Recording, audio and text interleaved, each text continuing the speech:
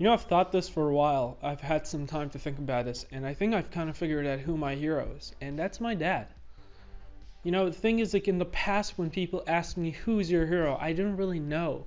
So I did what probably anyone did and still does to this day, where I looked at people who were seen as hero, people who were great men, people who throughout history did did stuff, um, people who were seen as successful in the eyes of society, men who were admirable, men whose name were known by everyone. So I'd pick one of those people and be like, this is my hero.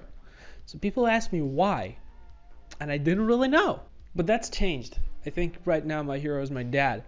Both my parents are, but I'm a result of my parents. In a way, I'm my father. But seeing all of the sacrifices they did, which for them it doesn't feel like sacrifices, but when I look at them, I understand.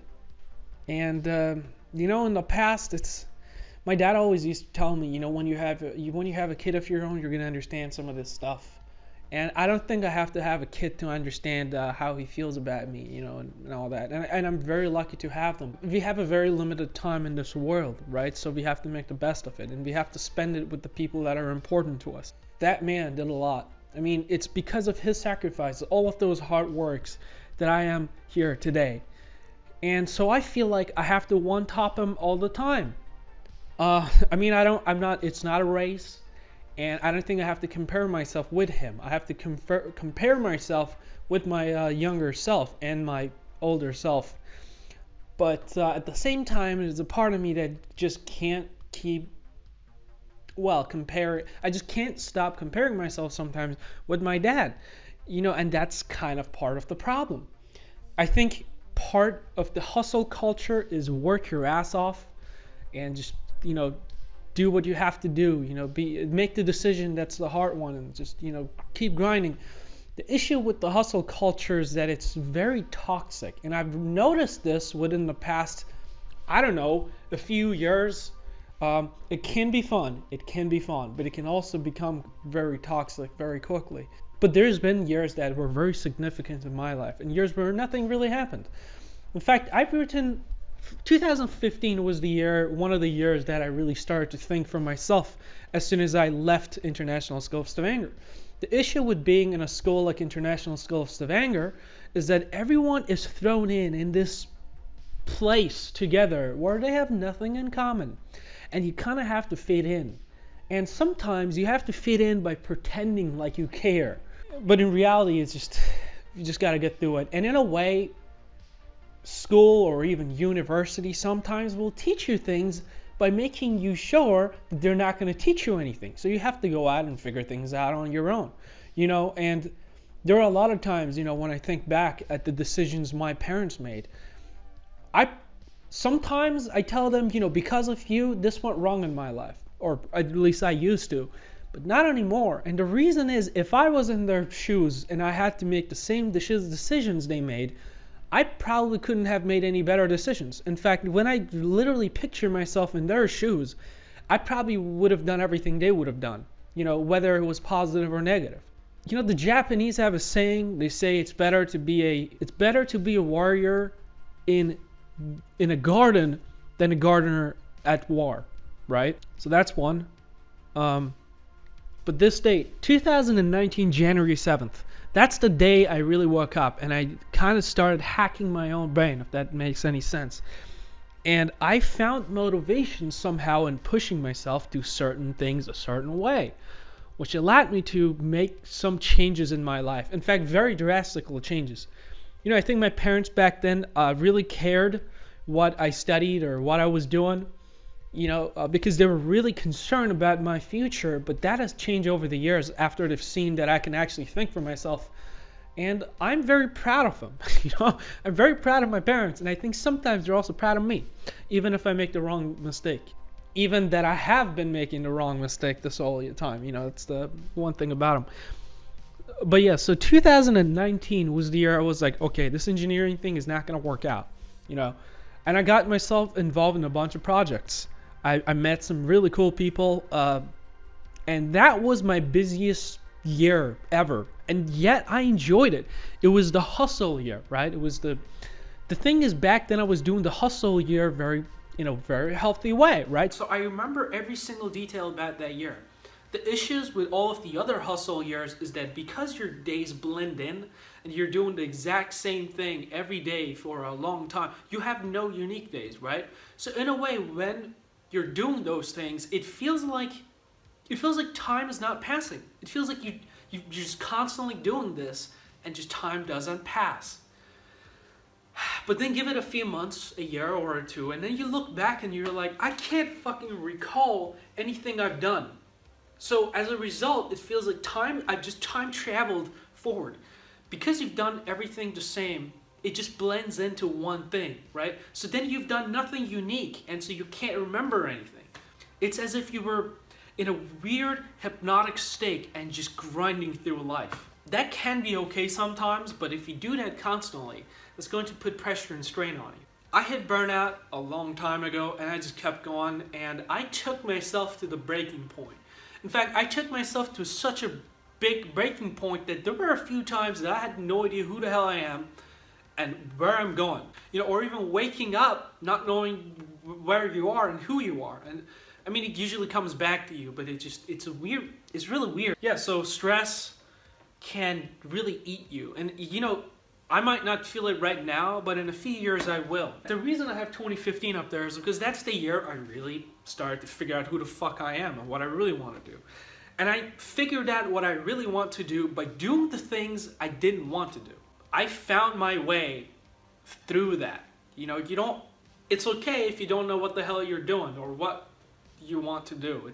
It's never about what I want to do for the rest of my life. It's about what do I want to do next. And you will figure things out one way or another. I've been planning a lot of stuff in my life and I never follow them, right? So I stopped planning. I just stopped planning. I'm like, you know what? I'm going to stop planning and really be like, okay, I want to be there in like 2 years. But what I've done today is I have written 10 letters. In fact, so I have a letter for every year for the next 13 years until the year 2035. And so why do you might ask, why 2035?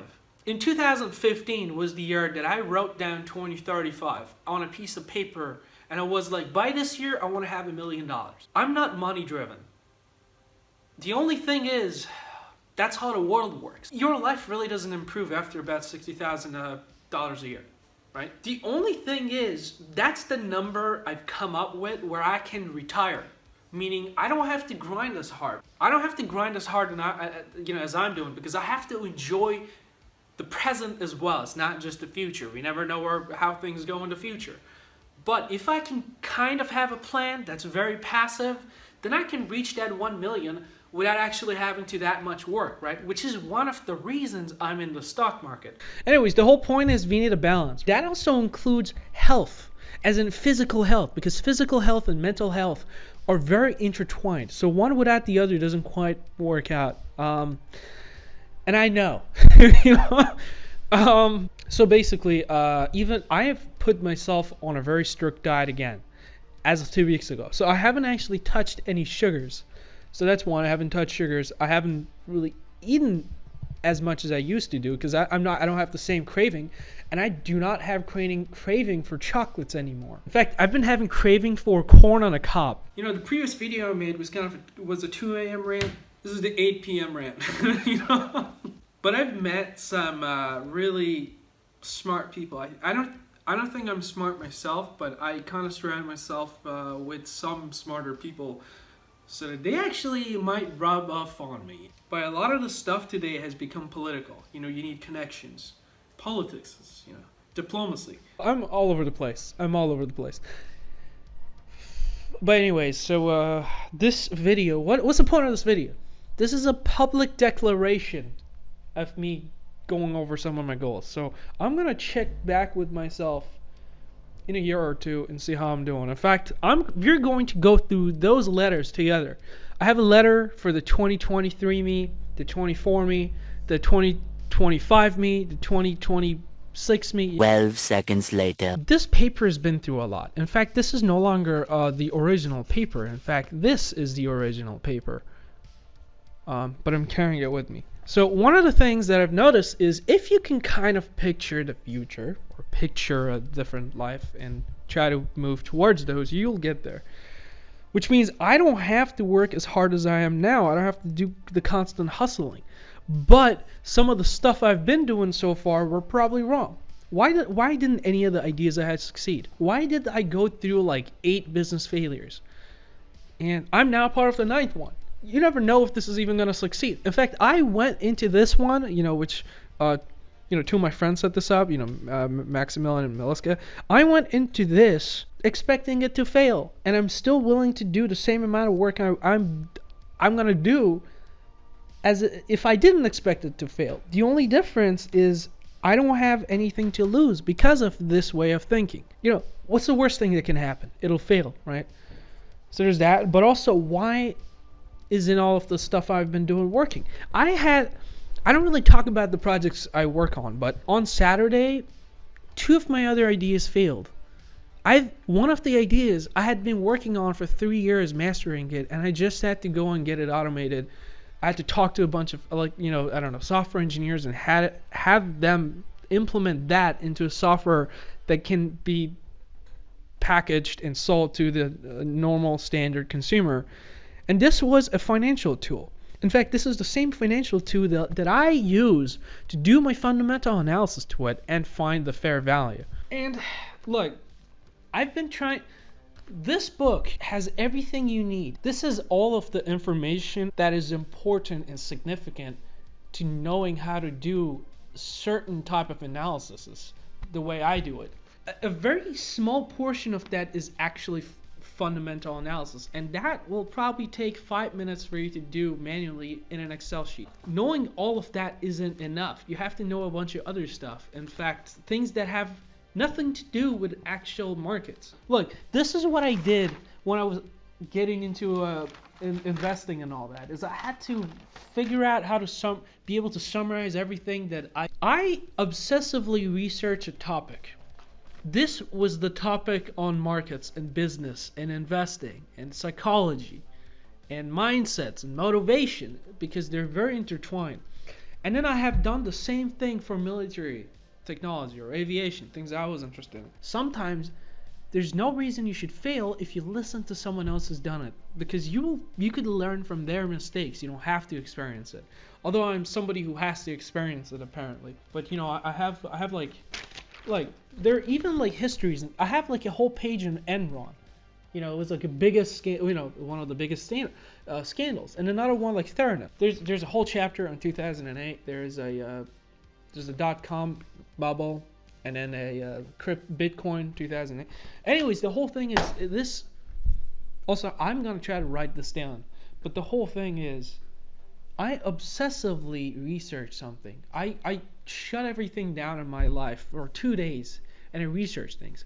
The issue when you're researching a certain thing, is that it's not a straight journey. I learn more from the tangents than the actual straight line. So if I want to just research the thing, it's not, I'm never going to have a linear line, and the reason is it's not as simple. If I just follow the linear research, I'm not going to learn anything. So it's actually the tangents that end up being important. Anyways, I've talked so much that I don't even know what the hell I was talking about originally.